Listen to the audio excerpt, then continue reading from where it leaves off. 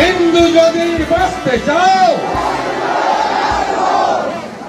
নবমীতে সব হিন্দু বাড়িতে ধ্বজ লাগাবেন, সব বাড়িতে ধ্বজ লাগাবেন বাবুরা, সব বাড়িতে ধ্বজ লাগাবেন।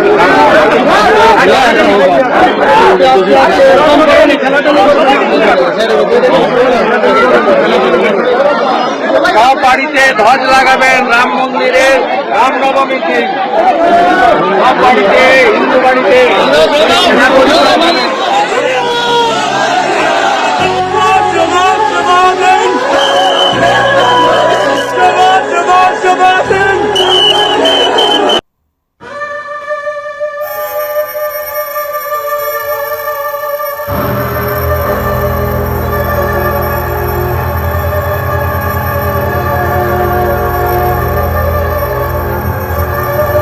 যদি বিজেপির ঝুলিতে আগামী বিধানসভা নির্বাচনে ৫% ভোট পড়ে তাহলে বিজেপি জিতে যাবে, এমনটাই মনে করছেন পশ্চিমবঙ্গ রাজ্য বিজেপির ধারক ও বাহকেরা। সেই মতো হিন্দুত্বকে ঘষে মেজে শান দিয়ে আগামী বিধানসভা ভোটে বৈতরণী পার করতে চায় রাজ্য বিজেপির শিবির। বিরোধী দলনেতা শুভেন্দু অধিকারীর বিভিন্ন অনুষ্ঠানে যেসব বক্তব্য রাখছেন তার নির্যাস হচ্ছে। মহারাষ্ট্র এবং দিল্লিতে বিধানসভা নির্বাচনে হিন্দুত্ববাদের তকমা তাদের জিততে সহায়ক ভূমিকা পালন করেছে। এই দুটি রাজ্যে গত কয়েকটি নির্বাচনে 10% হিন্দু ভোট পড়েছিল বিরোধী দলের শিবিরে। ফলে বিরোধী দলের তাৎক্ষণিক জেতাটা এবারে নির্বাচনে আর হয়ে ওঠেনি। ময়দানে আক্ষরিক অর্থেই জিতবে বিজেপি দল। পশ্চিমবঙ্গে রাজ্য বিজেপি দল তৃণমূল দলকে মুসলিম লীগ 2 দল হিসেবে চিহ্নিত করেছে, তা তাদের কথায় স্পষ্ট। তারা বলেছেন, একটি বিশেষ সম্প্রদায়ের প্রতি তুষ্টিকরণের রাজনীতি আগামী বিধানসভা নির্বাচনে তৃণমূল দলকে ভোগাবে।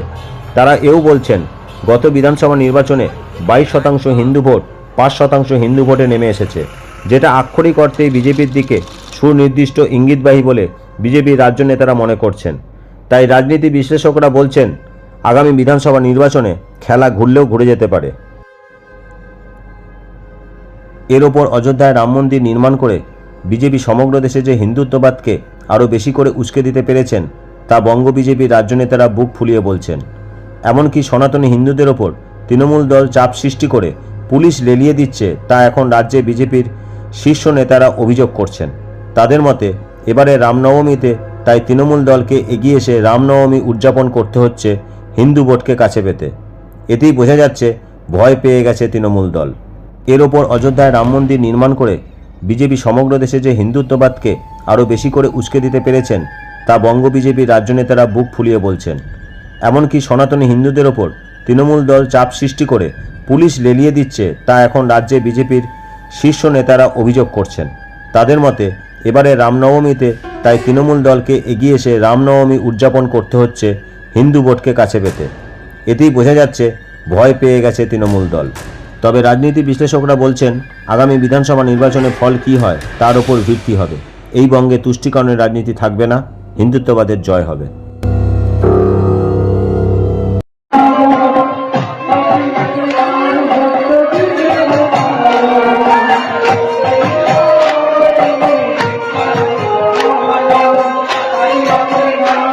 একেবারে গীতা পাঠ করুন, নামহট্ট করুন, হনুমান চল্লিশা করুন, হিন্দু জাগান, জনতার জাগরণ, মমতার বিসর্জন হবে। আমি আপনাকে বলে গেলাম, বিসর্জন হবেই। শুধু শক্ত থাকবেন, মাথা নিচু করবেন না। এখানে রাখো না স্যার, কোনো ভর্তি পর্যন্ত নেয়নি, কালকে কোনো কাগজও দেয়নি। ভাই নার্সিং হোমে নিয়ে যাও, আমি লোকটা মরে গেছি। আমি দুপুরবেলা স্যার এসেছিলাম, সমস্ত কথা আশ্বাস দিয়েছি। আপনি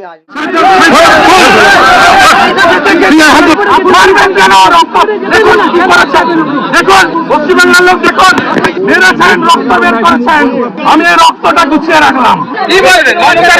চাচা হাকিমকে খুশি করার জন্য বিরোধী দলের থেকে কোনো আসতে পারেনি, আমি ঢুকে পড়েছি এলাকায়। এসআই হাওড়া পুলিশ কমিশনারেট আমাকে রক্তাক্ত করেছে। এই যে রক্তাক্ত দেখুন না, রবীন ত্রিপাঠী এবং রাজীব কুমারী করিয়েছে। মমতা লন্ডনে আছে তাকে খুশি করার, আর গোলাম মোর্তজা করেছে ওর চাচা এরা হাকিমকে খুশি করার।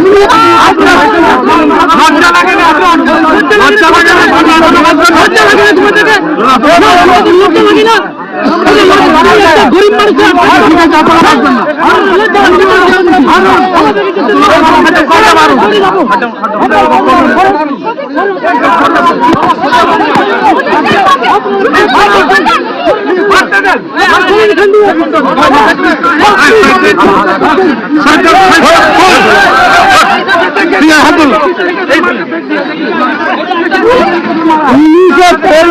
ফেলেছে।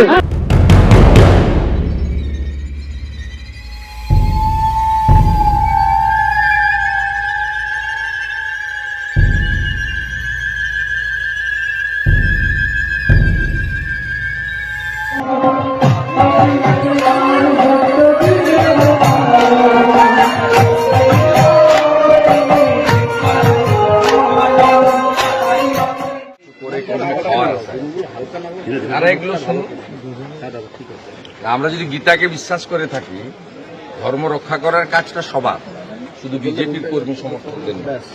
আর সরাসরি ধর্মকে যেভাবে আক্রমণ তিনি করছেন, খেলাফত কমিটির অনুষ্ঠানে গিয়ে কমপ্লিটলি একটা রিলিজিয়াস অনুষ্ঠান, সেখানে তিনি প্রথমত দেখুন, আমরাও যারা ঈদের শুভেচ্ছা জানিয়েছেন তাদেরকে প্রতি শুভেচ্ছা জানিয়েছি, সমস্যা কিছু নেই।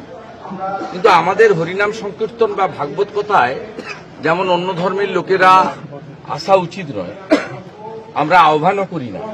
আমাদের মন্দির নির্মাণ হয় আমাদের অর্থে, সরকারি অর্থ নিই না, অন্য ধর্মের অর্থও নিই না। ঠিক অন্য ধর্মের ক্ষেত্রেও তাদের যখন ধর্মীয় রিলিজিয়াস অনুষ্ঠান হবে, সেই ধর্ম যারা পালন করেন তাদেরই থাকা উচিত।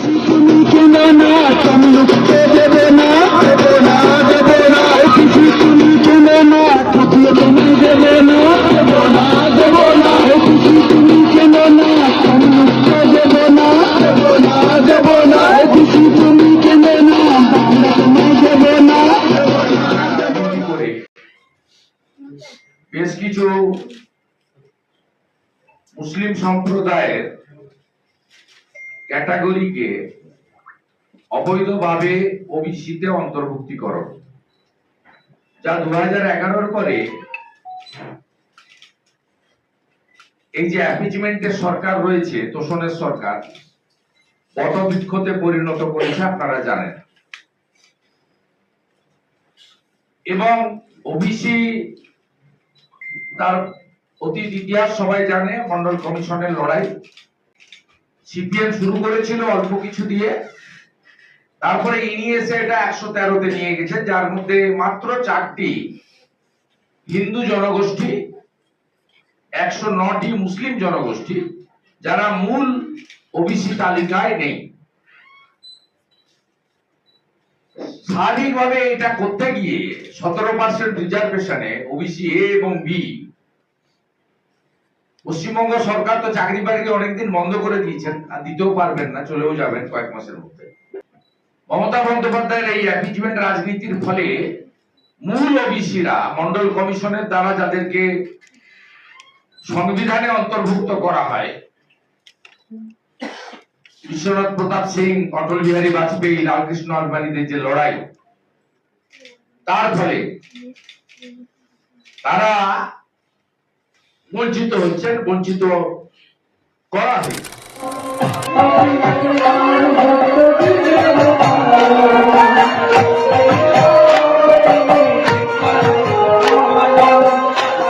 রামনবমীতে রাস্তায় নামে, প্রথমত অসত্য। বাংলার নিজস্ব সংস্কৃতিতে রামনবমী নেই, ছিল না। বাংলার নিজস্ব সংস্কৃতিকে সরিয়ে দিয়ে অবাংলার চাপ দাপট, এটা কখনো বাংলা মানুষ মেনে নেবে।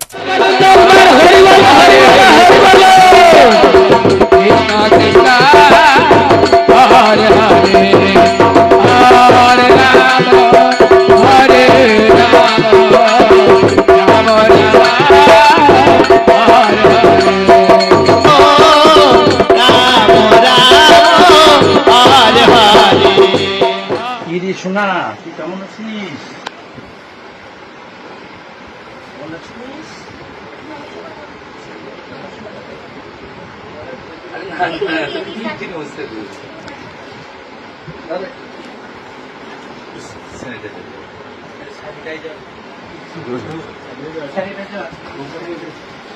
এই তো আসছে, এই তো আসছে।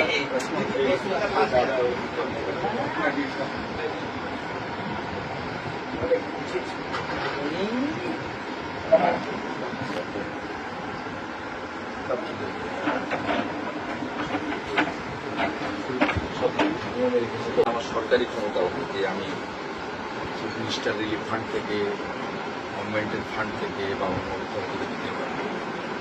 আমাদের যে এমএলএ ল্যান্ডের টাকা থাকে সেটা উন্নয়নে খরচ করতে হয়, সরকারকে প্রস্তাব দেওয়া যায়, এই টাকা থেকে সরাসরি দেওয়া যায়। এর উজ্জ্বল ভবিষ্যৎ আছে, একে আমরা চাই। আমাদের দেখুন, রামনবমীতে মুখ্যমন্ত্রী অশান্তি করার চেষ্টা করবেন, প্রতি বছর করে এসেছেন।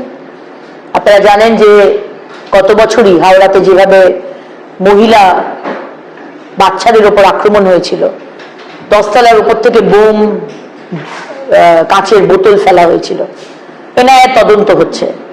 মুখ্যমন্ত্রী চাইবেন এরকম একটা গন্ডগোল সৃষ্টি করার। তাই আমার সমস্ত হিন্দু ভাই এবং রাষ্ট্রবাদী মুসলমান তারা যদি থাকেন, তাদেরকে বলবো সতর্ক থাকতে এবং এই ট্র্যাপে পা না দিতে।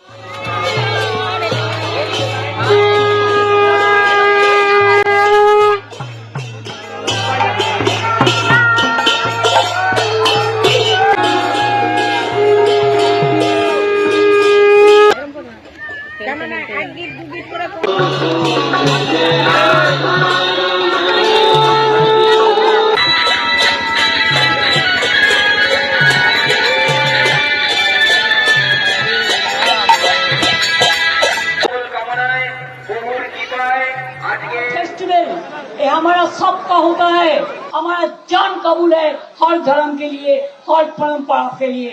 और इज्जत माइनॉरिटी होता है, कोई मेजोरिटी होता है, मेजोरिटी का एक धर्म होता है माइनॉरिटी के प्रोटेक्शन करना, और माइनॉरिटी को धर्म होता है मेजोरिटी को साथ रहना, एक साथ में रहना।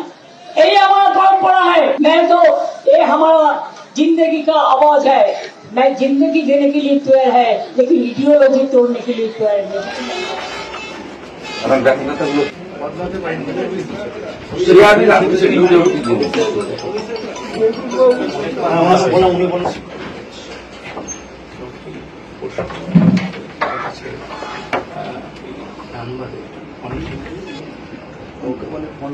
না না, আমি জেনে গেছি তো 3টের সময়, 3টে এসে ও আমার অফিস থেকে আমি দেখেছি।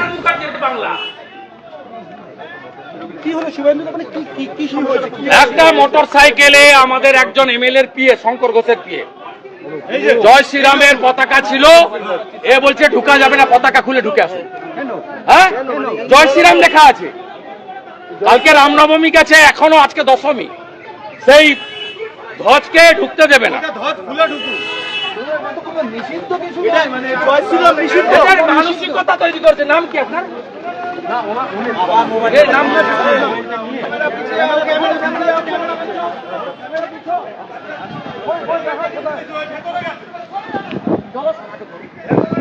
চলো, জয় শ্রীরাম, জয় শ্রীরাম, জয় শ্রীরাম, জয় শ্রীরাম, জয় শ্রীরাম, জয় শ্রীরাম। মৌলানা, মৌলবী, তারা আচার্য, তাদের কাজ হবে মানুষকে সুপথে নেওয়া। কিন্তু আমি যদি আল্লাহ সম্পর্কে না জানি, তাহলে আমি কি করে আল্লাহকে জানাবো? আমি সকল্পিত মত জগতে প্রকাশ করে ধর্মে ধর্মে গন্ডগোল বাঁধব। ভাষা আলাদা হতে পারে, কিন্তু ধর্ম আলাদা হতে পারে না। ধর্ম এক, তাকে জানবার বিভিন্ন পথ হতে পারে, কিন্তু জানার বস্তু এক। তাই রামকৃষ্ণ ঠাকুর কি বললেন? যত মত তত পথ, রামকৃষ্ণ কয়, যারা বোঝে না তারা গন্ডগোল বাধায়। এক মহিলা, সে অনেক রকমের ভাষা জানে। এক হিন্দু গিয়ে তার সংবিধানে বলছে, মা আমি পিপাসার্ত হয়ে এলাম, আমার কথা লও, তাড়াতাড়ি করে আমাকে 1 গ্লাস জল দাও। ও মা, তাড়াতাড়ি আমাকে 1 গ্লাস জল দাও। তার বাংলা ভাষা। মহিলা কি করলো? ঘর হতে গ্লাস হাতে নিয়ে এলো জল। আপনারা জানেন তো জল খাবার ফল। পিপাসা হয়েছিল, জল যখন পেল, তাড়াতাড়ি পিপারা সাঁতার নিবারিত হল। ঠিক এই সময় বিহারি মুসলমান এসে পিপাসা নিয়ে তখন দাঁড়ায় দ্বারদেশে। এক বিহারি মুসলমান, সে গিয়ে কি বলছে, মাইজি জলদি করকে এক গ্লাস পানি দিজিয়ে। ও কিন্তু বলেনি মা তাড়াতাড়ি এক গ্লাস জল দে। ওর তো ভাষা আলাদা, মাইজি জলদি করকে এক গ্লাস পানি দিজিয়ে। মহিলা সব ভাষা জানে, ঘরের মধ্যে গেল, গ্লাসে ভরে জল এনে অমনি তার হাতে দিল। সেই মুসলমানের লেগেছিল জলের অভিবাসায়, কিন্তু জল চাওয়ার মধ্যে দিয়ে ভিন্ন ছিল ভাষা।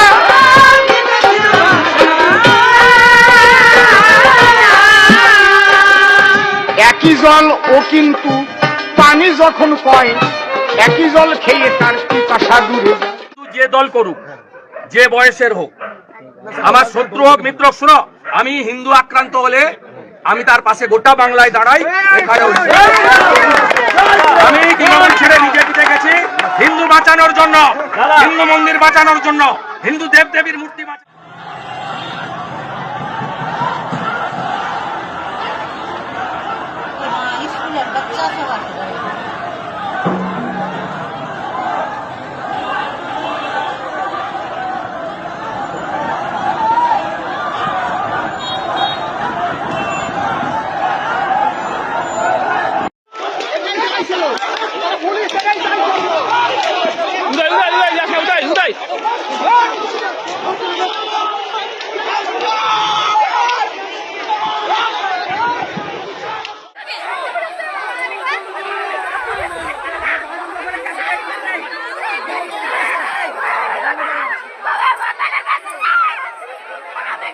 আমাদের এখানে এসে হিন্দুর উপরে হামলা হলো কেন বলুন?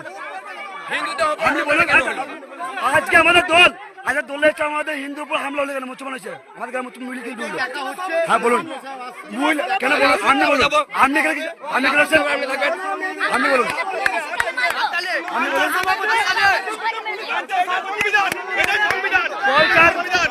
স্যার রমেশ শাহ